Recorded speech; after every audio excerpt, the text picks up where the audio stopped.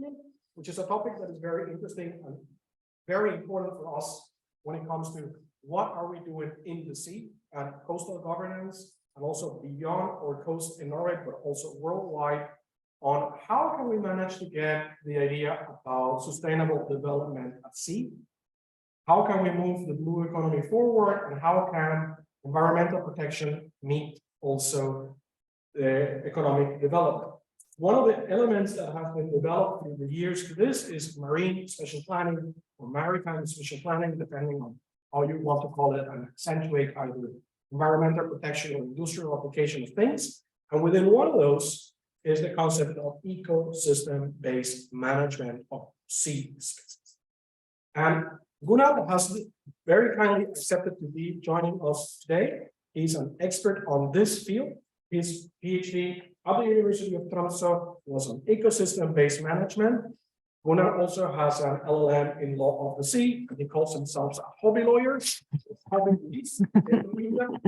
of you know a little bit about it, and he also has a master's in planning issues. So he's someone that really is an expert on maritime spatial planning, or marine spatial planning, and ecosystem-based management.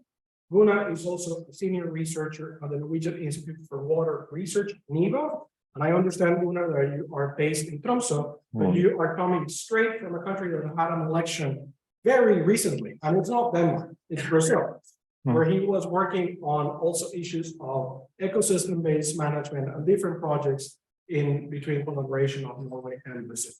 Without further ado, I would like to say, tusen takk, Gunnar. It's a great pleasure for us to have you here. And we now will give you the floor and the word, so we can hear what you have to say when it comes to all those different issues and interesting aspects of ecosystem-based management, how Norway is putting this in practice.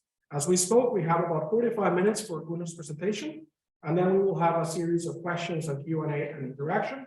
But Gunnar also told me that if anyone in the audience or here in the room would like to make a question, just raise your hand and we'll take it from there. Is that okay? Yes. Without further ado, Gunnar, thank you so very much. The floor is all yours, and we look forward to listening from you and learning from you about these different things. Thank you, Ignacio, and thank you very much for inviting me here.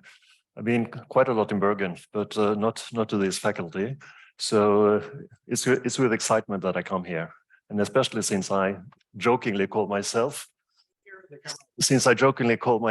hobby jurist in Norwegian. Those of you who have read Kjell Aukrust know what I refer to.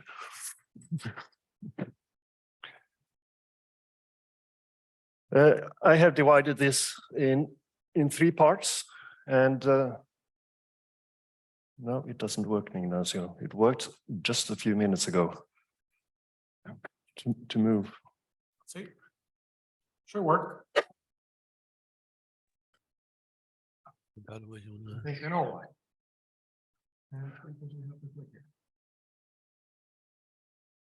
Yeah, I divide it in 3 parts. I'll start with what is ecosystem-based management, and I think we can take a short discussion afterwards, questions and discussion to that topic. And then I will divide into, go into the Norwegian practice, first of all to the oceans, but if time allows, I will also say a very few words about the Norwegian implementation of the EU's Water Framework Directive, which also is a case of ecosystem-based management. I have dived a little into where does the concept ecosystem-based management come from. And reading literature takes me back to the US in the late 1970s, early 1980s. This is in fact the absolute first book written about what at that time was called ecosystem management. People changed that term later because you cannot manage ecosystems. You can manage people who affect the ecosystem, and that is quite essential. So therefore, that is one of the reasons why the terminology changed. I've read a couple of these books, this one, and Judith Laser's book, which is an excellent account of the origins of this in the US. And this told me quite a lot about the peculiarities of the US, which also has influenced the writings about ocean versions of ecosystem-based management. For instance, the first book that was published about ocean ecosystem-based management came in 2005, written by American scholars. And for a Norwegian, the role of government is completely different to the US. And also, therefore, very much of the recommendations they come up with, you must kind of translate them into different contexts. At least I had to do as a Norwegian. So that was a little warning about it. It started on land, and the reasons for it was that people realized that you cannot protect nature by fencing it in protected areas. There was a call for landscape ecology. You had to look into wider landscapes to see how nature functioned there. And you had to consider the whole ecosystem, not only certain components of it. So while the emergence was on land, the concept now has a much stronger foundation in the oceans than what you found in practice on land, if you look at it internationally. And also here in Norway. I know that the Ministry of Climate and Environment, they are looking forward to try to advance the concept also on land in Norway. Looking into the ocean context, well, and the international background very much can be related to the sustainability agenda. And if you read the agenda version from the Rio Summit in 1992, you will see there were strong calls for integrated management. And there was a long chapter on the coastal zone where, again, the term integration went on over and over again. And there are two strands, two streams of ecosystem-based management internationally, or ecosystem approach to fisheries, as the first one is referred to. And in fact, CAMLR, the convention about, well, narrowly defined management of the fishery resources, or CARIL to be very, very specific, in the Antarctic, they were a pioneer by saying that fisheries legislation should take the wider ecosystem into account. And that started already in the 1980 in CAMLR. But then the UN Fish Stock Agreement, which again was inspired by the Rio agenda, and that is an implementation agreement to the Law of the Sea Convention. And if you read Article 5 and 6 in that convention, you will see how the responsibility for the whole ecosystem then has become a responsibility for fisheries management. So there you find a very important basis for the ecosystem approach to fisheries. Reykjavik Declaration was important internationally, and later FAO, Food and Agriculture Organization of the UN, has worked a lot with guidance material on it. And so you can read much of that, and they will also discover that they have taken on board a lot of socioeconomic issues into the understanding of ecosystem approach to fisheries. Then you have the other stream, which is cross-sectoral ecosystem-based management. And the most important here was CBD, that in the mid-1990s, they said that ecosystem-based management should be the major vehicle to implement the convention. That was quite ambitious. And they had a series of meetings that concluded with the so-called Malawi principles in 1998, which applies also on land. And there are 10 principles that they share that defines, according to CBD, what ecosystem-based management should be.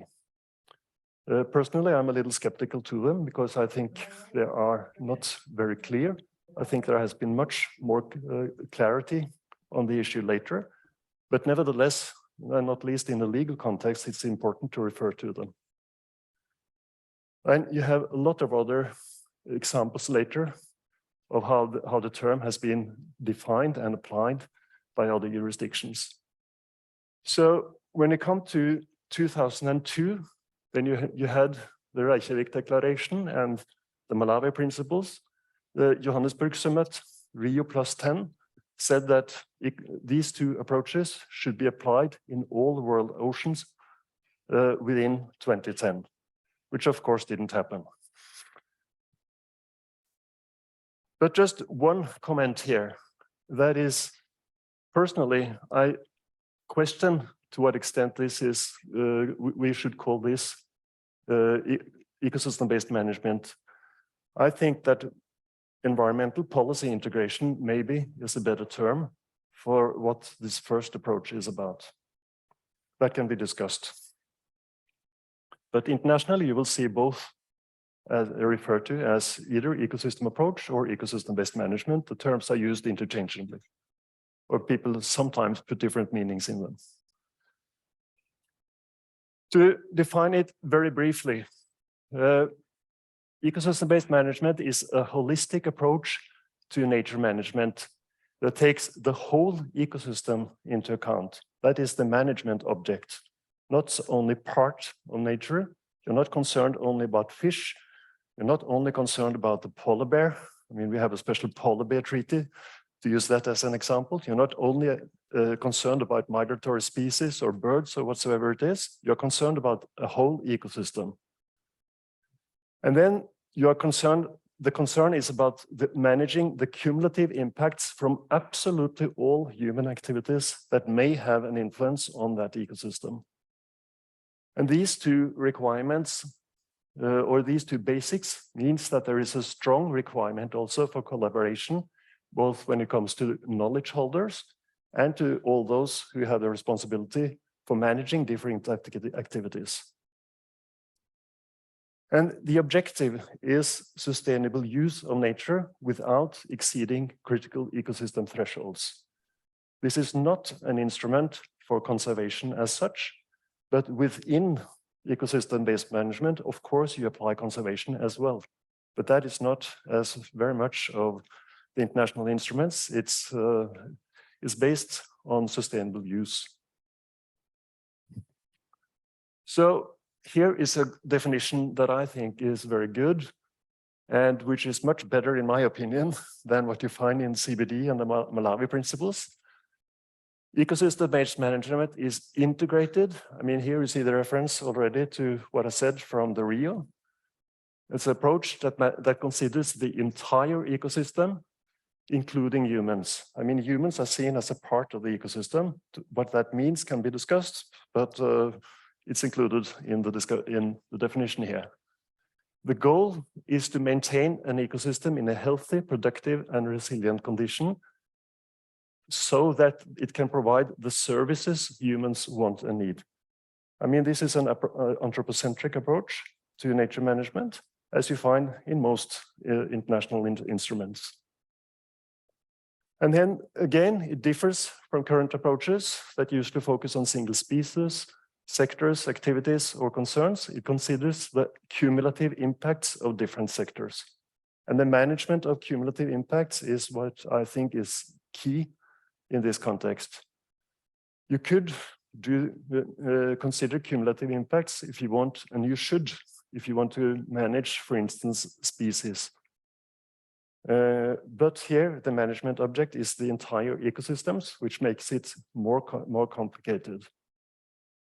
But the principle of managing nature according to cumulative human impacts is extremely important. So another rationale for why ecosystems are important is that you have a lot of pressures on an ecosystem: climate, nutrients. In this case, the concern is the kelp ecosystem, which can be trawled, can be retrieved directly. And you have fisheries. This is a very, very simplified, oversimplified version of a Norwegian kelp ecosystem. And all these pressures, they work together, and they create indirect effects that together create the cumulative impact, in this case, on the kelp.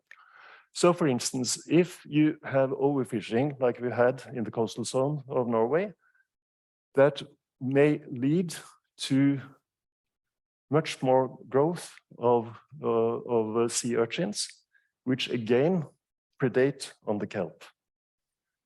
It's quite obvious for most of us, quite intuitive, that nutrients lead to growth of turf algae, which again strangulate the kelp. But it's less intuitive that you have a top-down effect here as well, a trophic cascade, as it's referred to, which means that if you take away the top predators or reduce the numbers, that can create what my colleagues at NIVA call an artificial growth of these turf algae. So you have, what shall I say, the true eutrophication caused by nutrients, but the same effect can to a certain extent also be induced by taking away the top predators. So this is an example of why you have to take the indirect effects into account, which can be quite complicated to understand. I mean, these are not systems this is where you really need good biological understanding.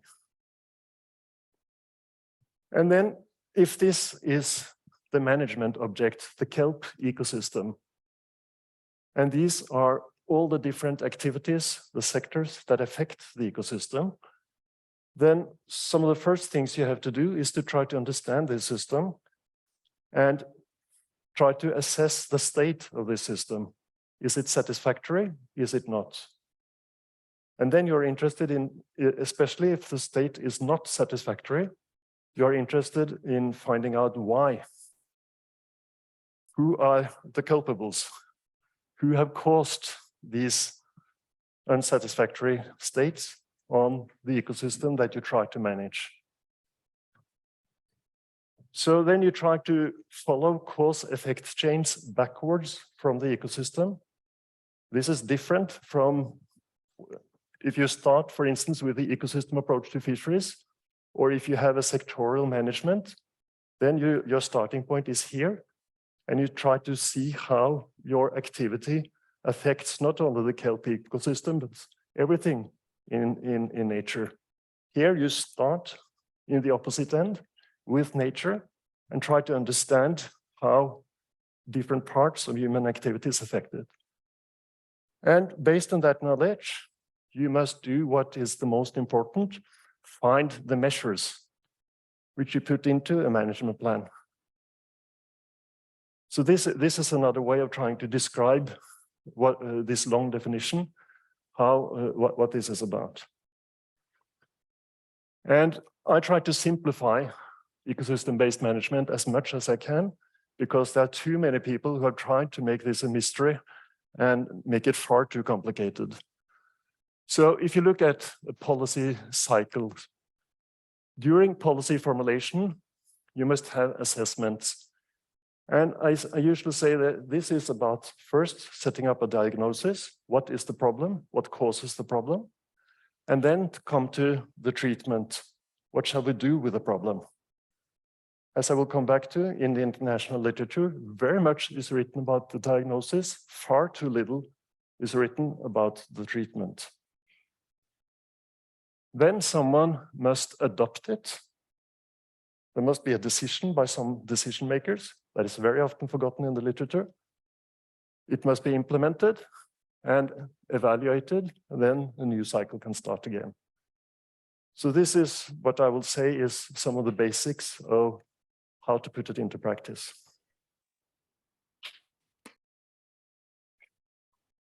Ecosystem-based management has also been very often, people have rather short definitions, but there are a lot of principles. For instance, the Malawi principles and others have also referred to principles about ecosystem-based management.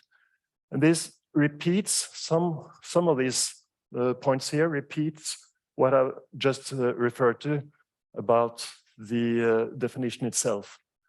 But you can see, for instance, that it's place-based. It must be applied to a geographic area. So you must define by geographical criteria what is the ecosystem you want to manage. That is often, as I will demonstrate from the Norwegian areas, that is one of the first things you do. Yeah, here at point 6, you can see it's knowledge-based. where you see that there should be a recognition both of scientific knowledge and traditional and local knowledge. The latter is maybe a weak issue in Norwegian practice because we rely mostly on science, and politicians like to say that they want scientific advice to help them make difficult decisions. I'm one of those who are very critical to that, because I think there are so many interest-based and value-based decisions that have to be made, which cannot be resolved only by more knowledge. Then it's strength participation. I already mentioned in the introduction that there are strong requirements for participation, both by stakeholders, but what very often is the key problem is to get all the different entities together across jurisdictions. That is extremely complicated if you go into the oceans. Barents Sea is less problematic than the North Sea, simply because of geography and the different national states, the influence of the EU, as opposed to Norway, bilateral with Russia, etc. And that also refers to number 8, it's transboundary. There is a need, I mean, you cannot put fortresses they don't exist in nature. There are connections all the time, and you have to take these connections into consideration. And it should be adaptive, as the last point says here. These principles are taken from this report, which I will recommend. It's very good. It's a review, an international review.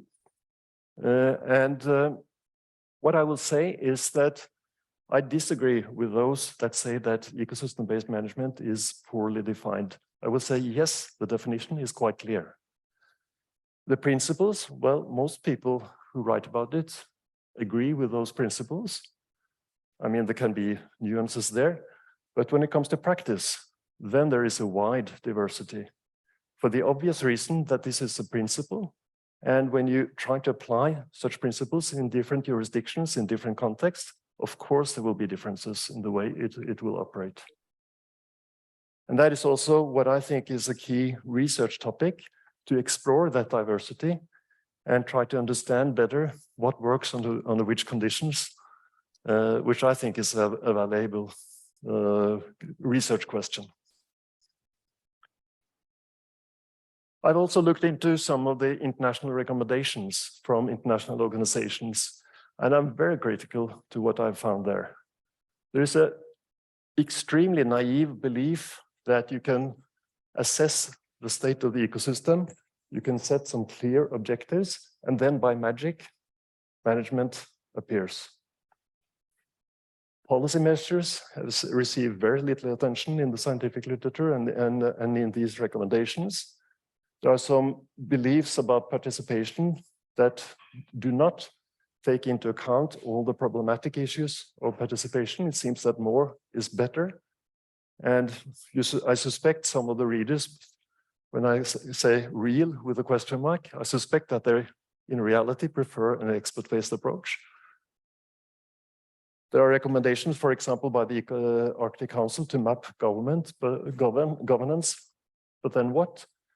The reality is that political processes, conflicts, and decision-making are issues that are almost absent in some of this guidance. Yeah. So my assessment of the state of the art at the moment is that the initial enthusiasm that you can find in the 1990s and the early 2000s seems to be over when it comes to ecosystem-based management. So the front runners, CBD, they have left a mess, I will say. There was supposed to be a lot of guidance on the CBD web pages. I've searched there, I haven't found anything. Australia, they started and have left it, same with Canada. I was in Canada in 2017 and did research on that. And since then, the Canadian government, as Australian, have jumped from ecosystem-based management or integrated ocean management, as they call it, to marine protected areas. In the case of Canada, also to marine spatial planning. I'm not so up to date on Australia. what they have done on MSP, but I think they do as well.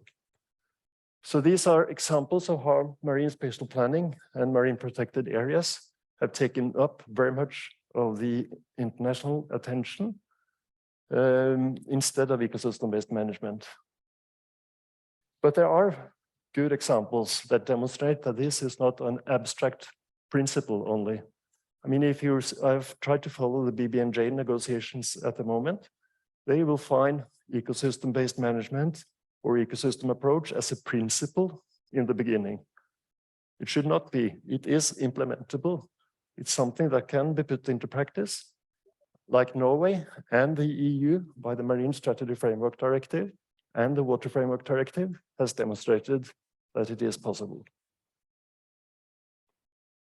We can discuss the relationship between these terms later, because that's an interesting discussion. So that was the first, what shall I say, theoretical or introduction to what is ecosystem-based management.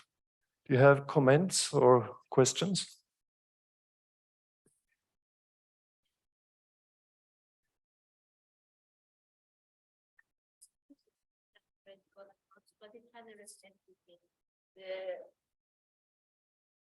Especially the integrated approach, because I'm using the approach of safe and just space for humanity within planetary boundaries, so Kate Raworth. And what I wanted to ask you, you say that according to you, it's more in the first principles, as it was defined, it was more like environmental integration than ecosystem-based approach.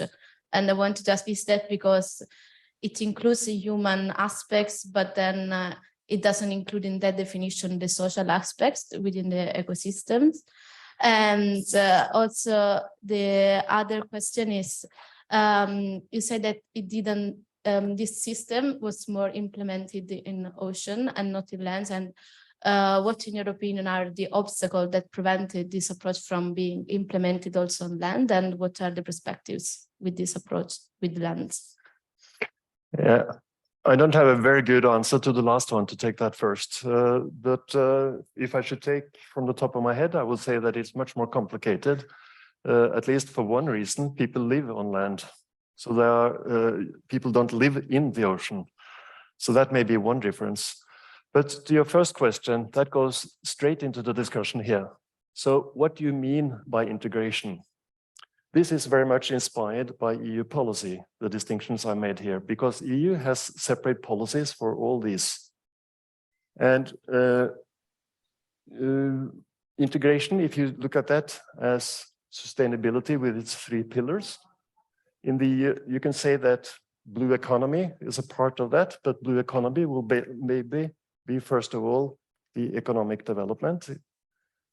So in the EU context, if you read the Marine Strategy Framework Directive, the preamble of that, for instance, you will see that it's referred explicitly as the environmental pillar of sustainability, or I don't recall the term they use, of the integrated ocean management of the EU. That is the way it's perceived in the EU.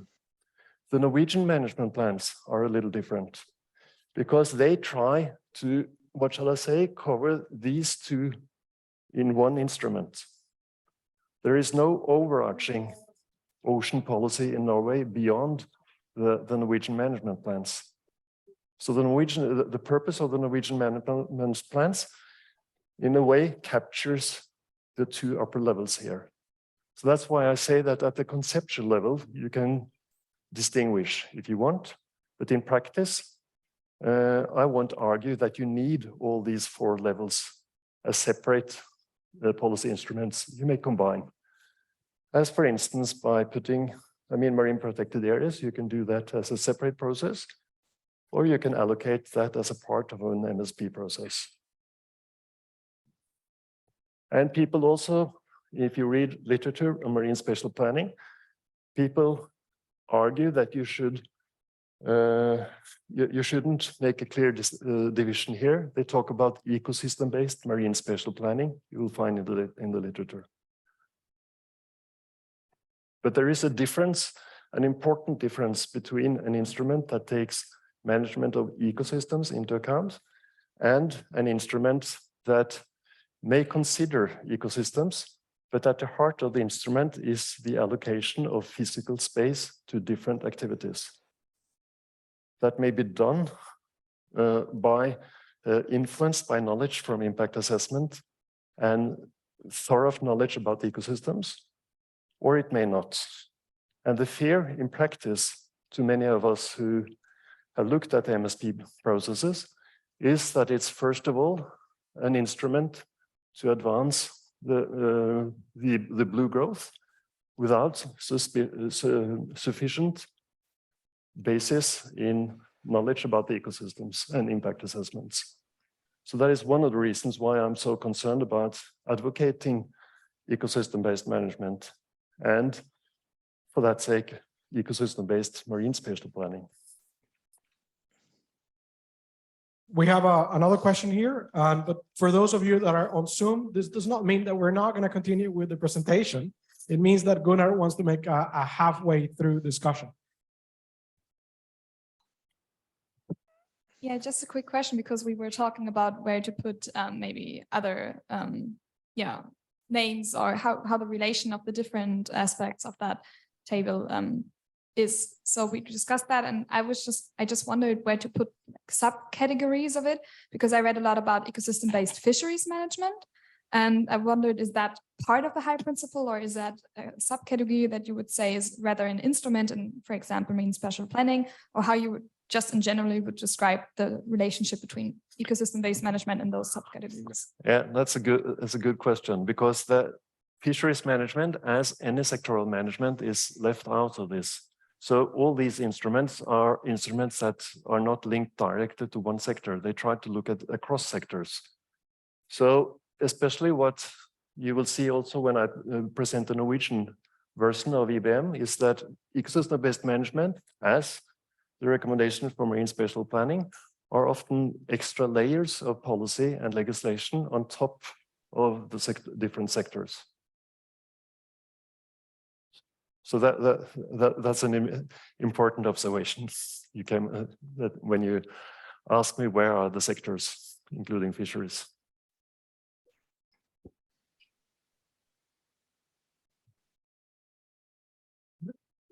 Any more questions or comments now? So we have one more now for this intermediate or intermezzo here. Thank you. I hope my voice is last. This was of course interesting, but you said, but maybe you come back to it. So maybe I'm immature here, but you said that what we can regulate is of course people's behavior. That's what we lawyers are interested in. And the question is how, to what extent will you come back to what mechanisms which are used to influence people's behavior? You said you were a hobby jurist. I get a little bit nervous because this is really to find a mechanism to regulate people's behavior in such complex relations as this. It's not for hobby activity, I would say that. But if you can give us some I think, isn't this just a question of a new way to try to regulate the problem of common pool resources and the tragedy of the commons by regulation, and the question, this will influence not only ecosystems but also people's livelihood, and the question is also, that's the problem with regulating people's behavior. If you regulate people's behavior, they adapt to the new regulation and they behave in a different way, maybe that you have not foreseen, and that is the big problem. We can make plans and say we want I think this here, fisheries here, but people act differently. Now, I think we can come back to that after the presentation. I can say a very few words also about the EU. EU has put this into law. Norway has not. And I also made comparisons with Canada. Canada has put ecosystem-based management or integrated ocean management into law. Norway has not. Norwegian approach, which is not legally based, is highly successful The Canadian that is legally based is not.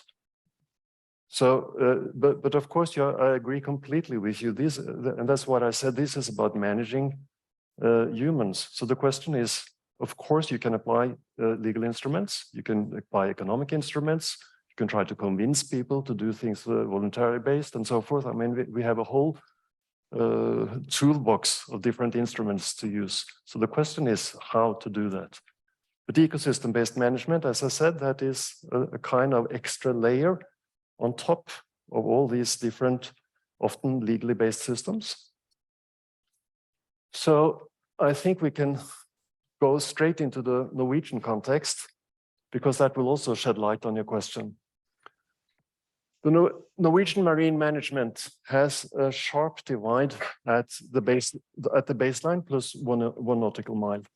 And to say it very bluntly, very generally, outside, everything is the responsibility of the government. So there, the question is, how do the government try to manage across its different sectors?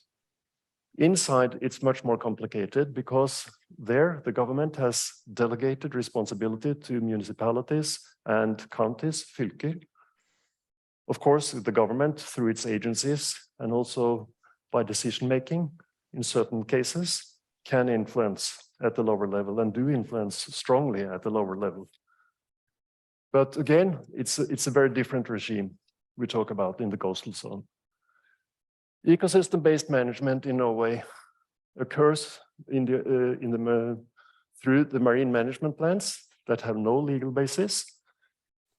Inside, we have the water management plans that is based on transposition of EU's Water Framework Directive. This is legally based, as I will come back to. When it comes to marine spatial planning, just to give you the overview, in the ocean, it's only sectoral allocation. Fisheries allocate ocean space to fishers. They close certain areas, they open other areas. So you have shipping lanes so that do the same.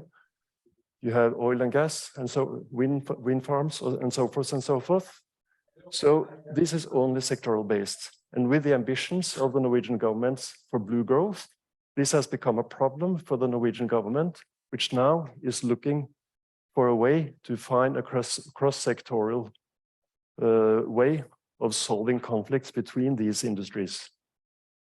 But such an instrument exists inside in the coastal zone, because here we have coastal zone planning, which is an extension of Plan and Building Act and the traditions we have in Norway since, well, we can start with the Building Act from 1965.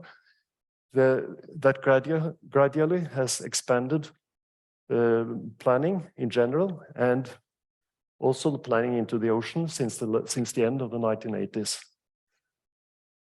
And then you have all the different sectoral allocations of space as well. But this is the level that lacks in the oceans and makes Espen Barth Eide, for instance, the Norwegian Minister for Climate and Environment, he talks about extending, not the Plan and Building Act as such, but elements of that into a new legislation for the ocean. So this is the broad view of Norwegian ocean management, I will say. The background for EBM is the conflicts, the political struggles over the future of the oil activity.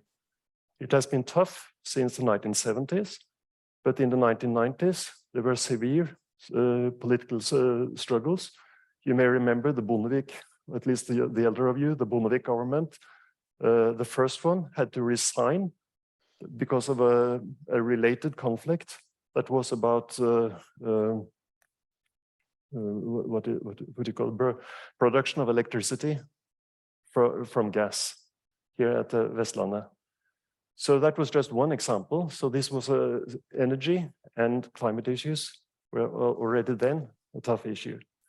So when Kjell Magne Bondevik was to form his second government in 2001, after well, he formed a minority government, but that's another story. There were three parties in a coalition with strongly opposing views on the future of the oil industry: Høyre and Venstre and the Christian Democrats were the three parties.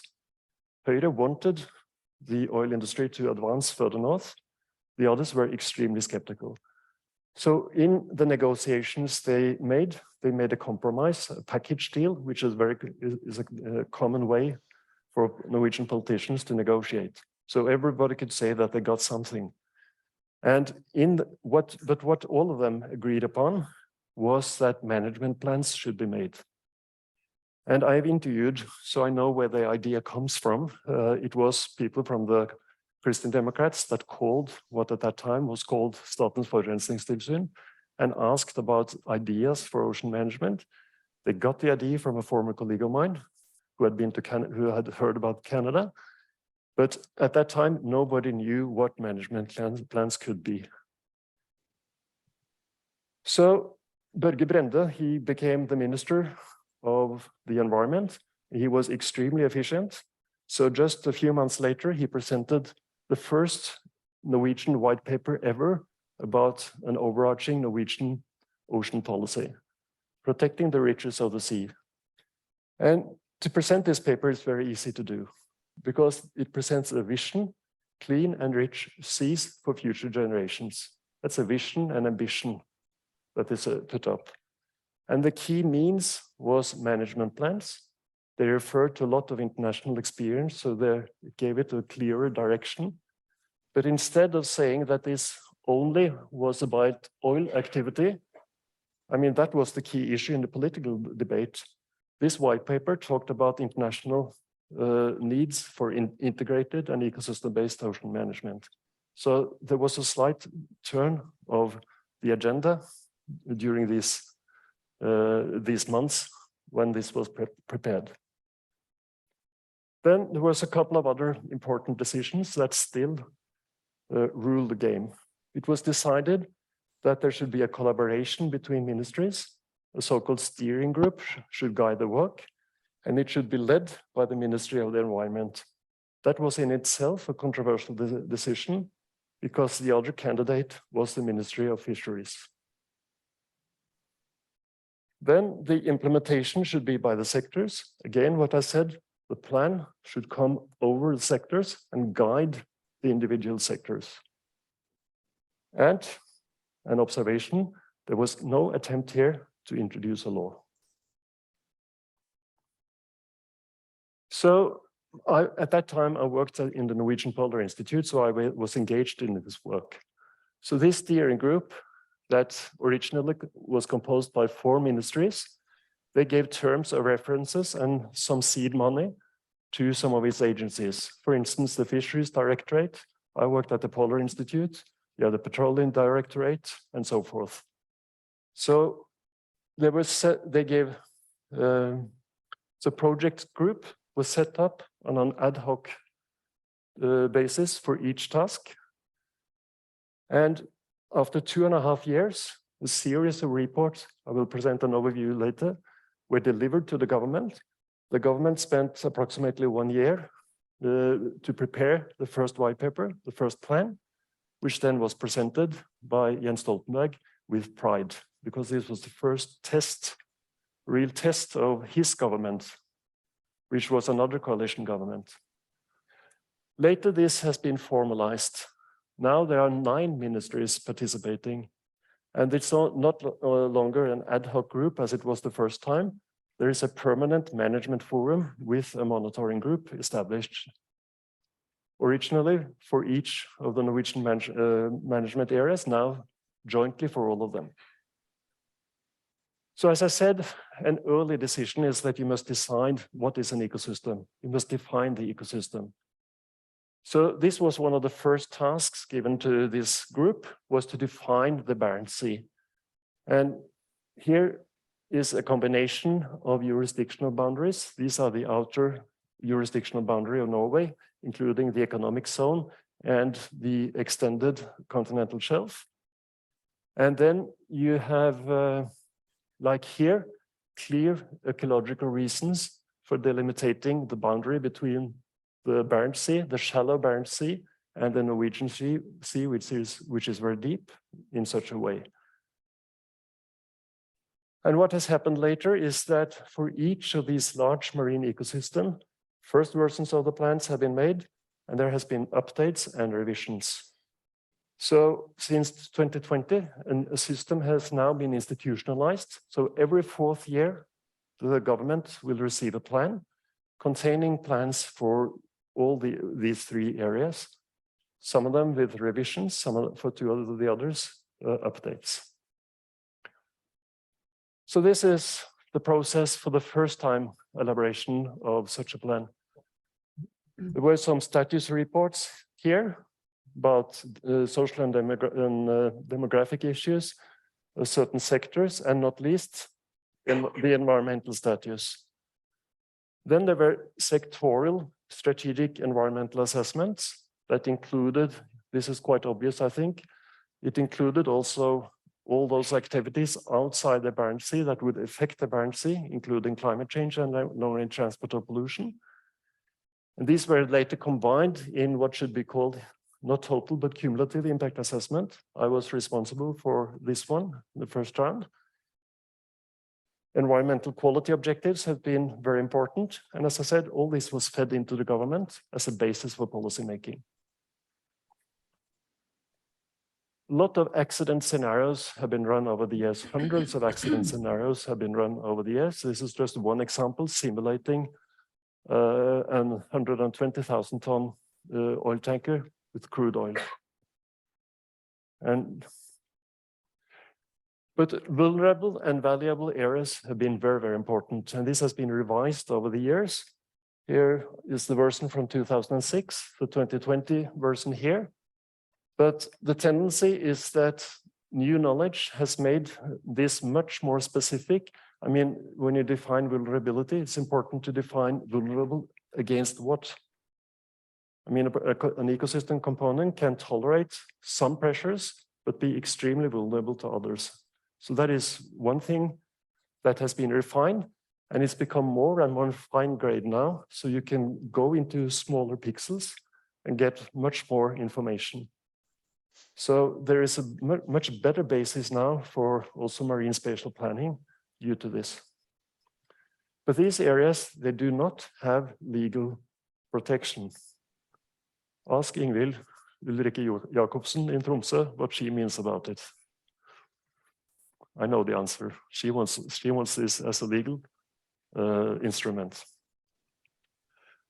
So here are, in total, there has been 4 plans presented by the government on the Barents Sea. The first version, an update because the political parties were still disagreed on oil policy. Then there was a very special plan presented by the Solberg government about the political definition of the ice edge.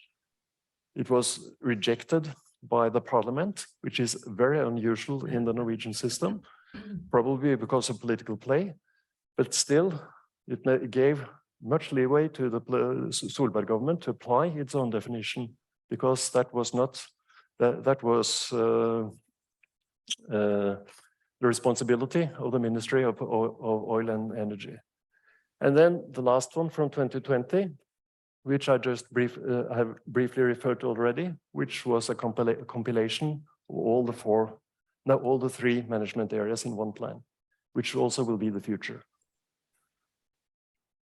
So if you look at what the politicians were mostly concerned about, which was the rationale for the whole introduction of this, it was to create, I mean, what they did was that they created an extra layer of spatial planning for the oil industry on top of the allocation of space that the Petroleum Act already had.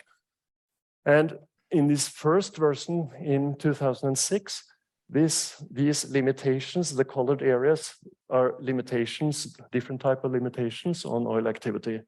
And this mimics almost perfectly the defined vulnerable and valuable areas from that from the first assessment. But this has been lifted up if you look into the later ones. and the petroleum activity has expanded quite a lot, and not least this red area, which is a very peculiar instrument that gives a strong mandate to the Ministry of Oil and Energy in what is referred to as mature areas to govern the activities. So you can say that it's a kind of replay over this instrument. At least that is the way many of us interpret it. Then very few remarks at the end. I've been concerned about implementation. What is the result of this? Does it improve anything? I think you have distributed these two papers, Ignacio. So I've looked at the policy instruments. There are 179 measures in these two first plans, and I found that most of them had been put into practice, which is not obvious if you read implementation theory. And then the question was why? And I've applied a framework. You can read about it. It's quite easy. But the key question is, what is the result of a plan? Measured, there are two ways of measuring, but what are the results? And the key explanations are linked to policy formulation, the policy design, and the implementation process. And what I found in both Norway and Canada is that it's the policy formulation, the way conflicts are treated, and the design of the policy, which matters most in these cases. So my explanations for why this was successfully implemented in Norway. There are a couple of contextual issues. The government has almost complete control of the oceans. It's not bound by international instruments. EU has no influence, or at least very, very little, on Norwegian ocean affairs. And the political and administrative culture in this case worked as it should. I've had extensive contact and discussions with Harald Sæteren at the university here. Harald is the kind of Norwegian scholar, mostly concerned about implementation studies. And his PhD, which was a part of Maktutredningen in the 1980s, was an excellent example of why this culture not necessarily works, neither in Norway. But in this case, it did. I think the political origin of the plans is extremely important. This was not a directive coming from someone else, from, for instance, the EU, that the politicians reluctantly had to apply. It was an instrument they had invented to solve strongly felt political conflicts. The role of knowledge and the mobilization of knowledge is extremely important as well, because all those who had knowledge about the oceans were assembled. They were forced by the government, top-down control, to collaborate and deliver assessments by consensus as far as possible. This has also meant that there has been collaboration across sectors and levels of government, both at the scientific and technical level and inside the government. And not least, and finally, the authority way of resolving conflict by the cabinet itself. So this is not a mystery. I have interviewed people in the ministries, and this is the so-called steering group. This is the management forum that deliver all the technical and scientific input to the government apparatus. So in preparation of the plans, these 9 ministries, they tried to solve conflicts. They tried to come to agreements on what to do as best as they could. When they could not reach agreements, they tried to negotiate directly between them. And in this phase, the Oil and Energy Ministry was the worst nut to crack, so to say. They denied to negotiate bilaterally. So all conflicts that related to oil and gas was kicked up in the system and ended up in the cabinet collegium, which has meetings 2 times a week. But my interviewees told me that seldom conflicts were resolved in the meetings of the cabinet. So they delegated to the cabinet subcommittee, Regjeringens underutvalg. So in the first phase, in 2006, Jens Stoltenberg himself led the negotiations on the conflict issues, and he negotiated with the political leaders of the two other parties in his coalition. So this is, you cannot resolve a political issue at a higher level than this in the Norwegian system. It was slightly different for the next plan. Then Schjøtt-Pedersen came in, and he was an internal mediator in the second Stoltenberg government. But he had exactly the same role. I've interviewed him, and he told me that I got a delegated responsibility from the cabinet collegium to negotiate agreement between the political parties in government. So this is quite important. The mechanisms, of course, were a little different when it comes to the Solberg government that was in a minority position, as opposed to the two Stoltenberg governments. But still, mechanisms for decision-making are very, very different from what I found in Canada, where, just to say it very, very briefly, I looked at two Canadian plans where absolutely nothing had been resolved, put into practice. This one, they had worked in 14 years with the planning. And when I, at the first interview, asked them what has been put into practice, the answer was nothing, which then became a riddle for me. Is it possible to work in 14 years without getting any results? And the reason very much was disagreements and conflicts were not resolved. Instead of solving disagreements and getting good conflict resolution, they made what they called a strategic plan, which was very, very fluffy. It was impossible to understand what they wanted to achieve.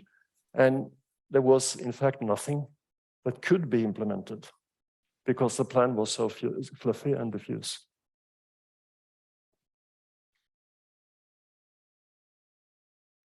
Then just a very, very few words about the EU system.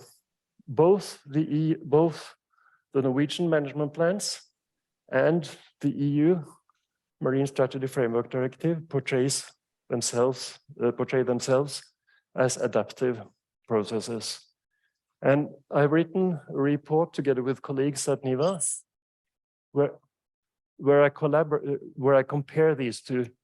And mostly I will say that the European approach is very similar to the Norwegian one, but there are some differences. In the EU, this is put into a directive, it's legislated. It's not in Norway. In Norway, it's what I will say, a political and administrative custom that gradually has evolved over time. The Norwegian plans are also less focused on policy.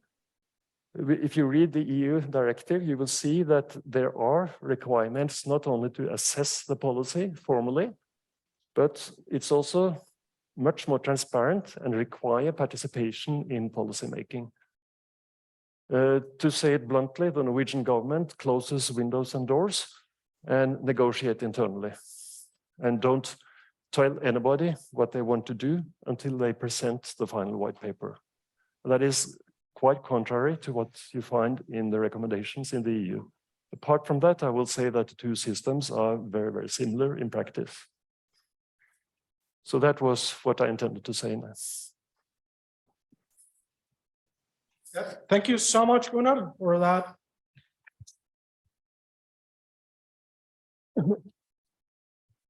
For this really nice overview of ecosystem-based management, also the Norwegian plans and how we have implemented some of the ecosystem-based management, but also approaches to maritime uses and regulation in Norway. And I think it was a perfect timing because on Monday we were discussing a lot of these things for the class. So we were talking about the plans. You went into much more detail here. And I think that a lot of the topics that you were mentioning is things that we have been covering in class and that I think is very complementary to this. So what we will do now is I'm going to go to the computer here. So I stop recording the seminar and then we can have, I will stop also sharing.